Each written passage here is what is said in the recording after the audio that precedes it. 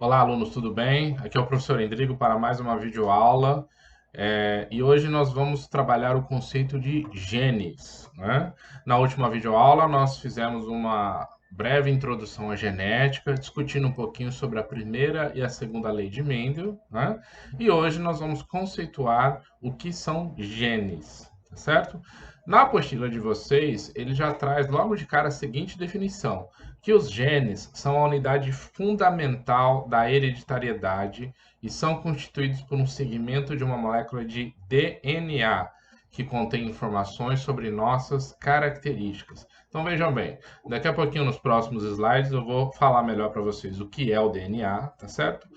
O DNA, ele é uma molécula muito grande, muito gigante, né?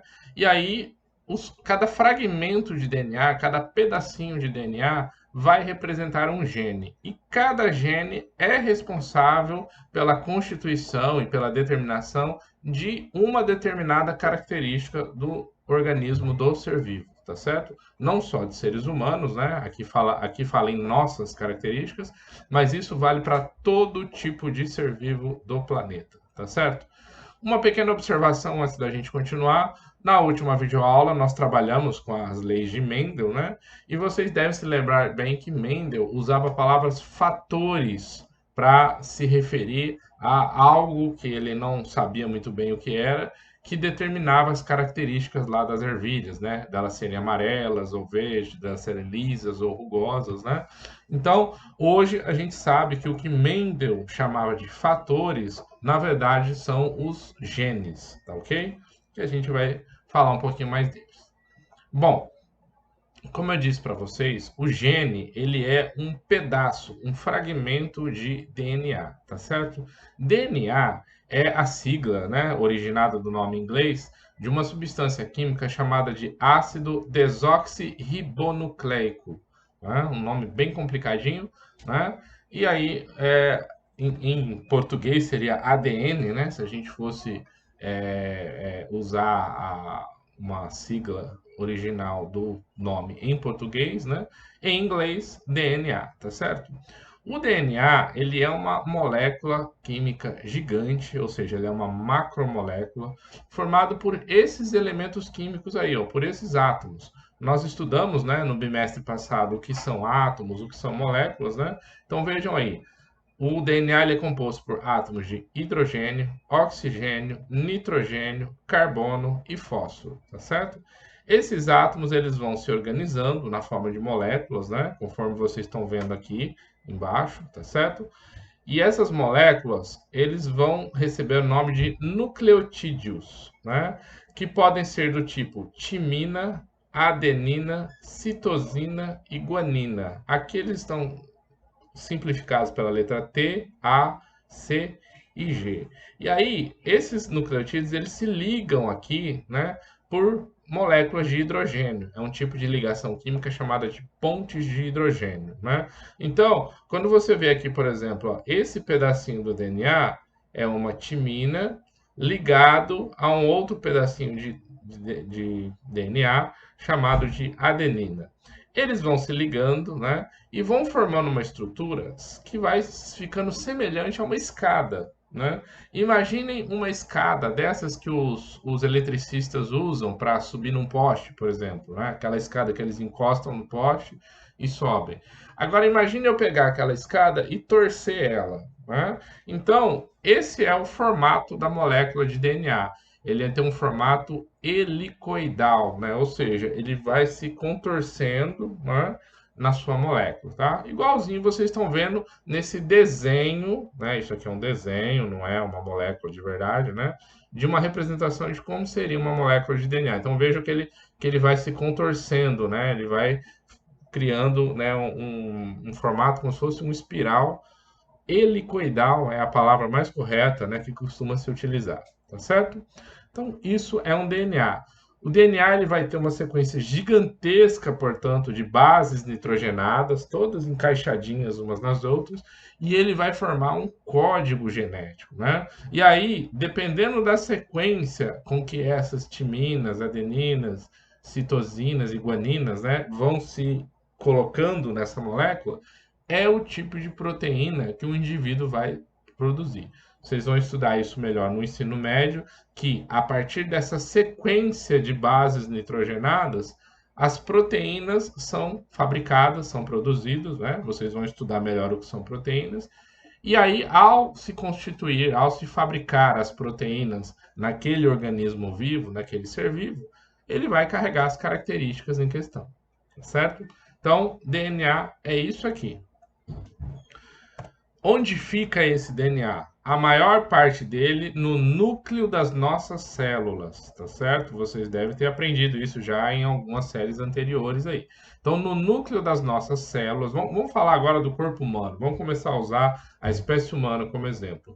No núcleo de todas as nossas células, né, ou quase todas elas, porque algumas não possuem núcleo, mas no núcleo de todas elas é onde fica a maior parte do nosso DNA, tá certo?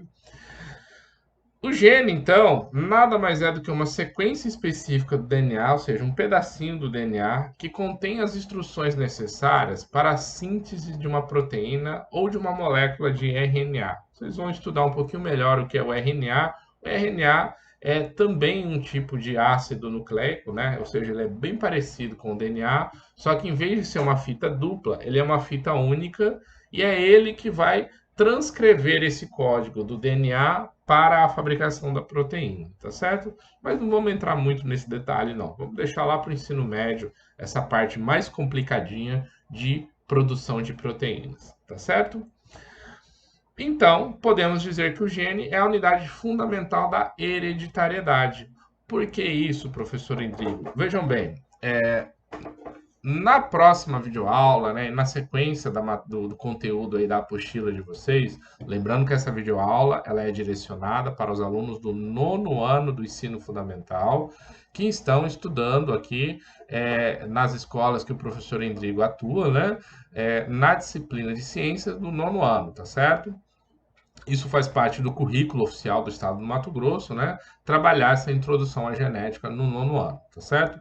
Então, na sequência da apostila que eu disponibilizei para vocês aí, nós vamos falar um pouquinho sobre gametas, né? Bem rapidamente, gameta é uma célula reprodutiva que contém metade dos nossos genes, né? Então, na espécie humana, o espermatozoide é o gameta masculino e o óvulo, ou também chamado de ovócito secundário, é o gameta feminino.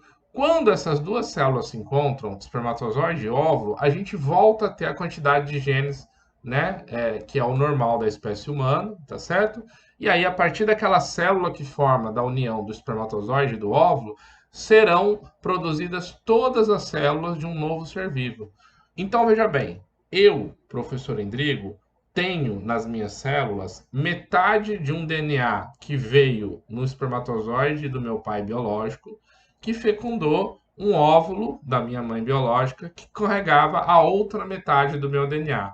Da junção desse espermatozoide do meu pai biológico e do óvulo da minha mãe biológica, essa junção formou uma célula e dessa célula formou todo a minha estrutura humana, né, que nós temos aqui hoje, tá certo? Então, quando nós dizemos que ele é a unidade fundamental da hereditariedade, nós estamos falando exatamente sobre isso, ok? Geralmente, a forma como nós vamos representar os genes, a gente utiliza letras do alfabeto, né? Na última videoaula, quando eu fui apresentar para vocês lá as leis de Mendel, a gente já usou, né, letra A maiúscula e A minúscula para representar o que Mendel chamava de fatores, né? Então, exemplos ali, ó, 2 As maiúsculos significam que são 2 genes dominantes. Um A maiúsculo e um A minúsculo significa que o indivíduo tem um gene dominante e um recessivo. Lembrando, como eu disse para vocês agora, os genes eles são aos pares. E um veio no espermatozoide e o outro veio do óvulo da nossa mãe. Então, esse parzinho de genes que nós temos, ele é um de origem paterna e outro de origem materna, né? Os 2 genes Azinhos, 2 As minúsculos, significam que os 2 genes são recessivos, né? Então, normalmente a gente usa letras do alfabeto, tá? Às vezes pode ter uma representação diferente, igual aquela que vocês estão vendo ali, que tem a letra I e um A sobrescrito, e uma outra letra I com a letra B sobrescrito, né? A gente costuma falar isão A, isão B, né? Essa é uma forma de representar o par de genes que determina o tipo sanguíneo, por exemplo, que nada mais é do que a existência de uma proteína nas nossas células sanguíneas, né? Então, vocês vão lá no ensino médio estudar um pouquinho melhor, né? O indivíduo que tem sangue AB, por exemplo, ele tem esse par de genes aí nas suas células, né? Um veio do pai, outro veio da mãe, tá certo? Bom, todas as células do corpo possuem os mesmos genes, isso eu já falei para vocês. Entretanto, em algumas células, um determinado gene é ativado e o outro é desativado. Ou seja, só para vocês terem uma noção, a espécie humana, nós da espécie humana, né, o atual conhecimento que nós temos sobre a genética de um ser humano, nós temos em torno de 30 mil genes ativos em todo o nosso corpo, né? Ou seja, são 30 mil diferentes tipos de proteína que são fabricadas pelos nossos genes. Esses genes, esses 30 mil genes, estão em todas as nossas células. Está dentro da célula da pele, dentro da célula sanguínea, dentro da célula óssea, dentro da célula muscular. Todas as diferentes células do nosso corpo têm esses 30 mil genes no seu núcleo, né? na sua composição do DNA. Porém, eles são ativos em uma célula e em outras não, né? Por exemplo, existem algumas proteínas que só interessa a célula muscular produzi-la. Então, esses genes são ativos e fabricam proteína só nas células musculares. Nas outras células, eles são desativados, eles não têm nenhuma função de produção de proteína, tá bom? Dessa forma, né, é que nós temos as nossas diferentes tipos de células com as suas diferentes funções e produzindo os diferentes tipos de proteínas que são necessárias para cada uma, ok? Vale frisar que, em alguns casos, esse gene vai ficar ativado em todo momento, ou seja, ele nunca para de produzir a proteína, né? Porque às vezes é uma proteína fundamental para uma determinada função celular, tá certo? Em outros tipos, o gene ele é ativado em alguns momentos, em outros não. Ora ele produz aquela determinada proteína em maior quantidade, ora produz em menor quantidade, né? Então, não existe uma regra para isso. Cada situação, cada tipo de gene, cada tipo de proteína vai ter a sua característica específica de quando vai produzir, quando vai ativo, quando estará ativo e quando não estará, certo? Bom, aonde ficam localizados esses genes? Eu já adiantei para vocês que ele faz parte de uma, ele é um fragmento de uma molécula maior chamada de DNA, né? E que eles ficam no núcleo, geralmente no núcleo das nossas células, né? Aqui na apostila de vocês, ela traz essa definição de localização. Ele diz assim que os genes são encontrados nos cromossomos, que são formados por cadeias de DNA altamente condensadas, enroladas, né? Aqui ele usa a palavra associadas. Eles estão enroladinhos, como se fosse um novelo de lã, né? Um novelo de linha, a determinadas proteínas, tá certo?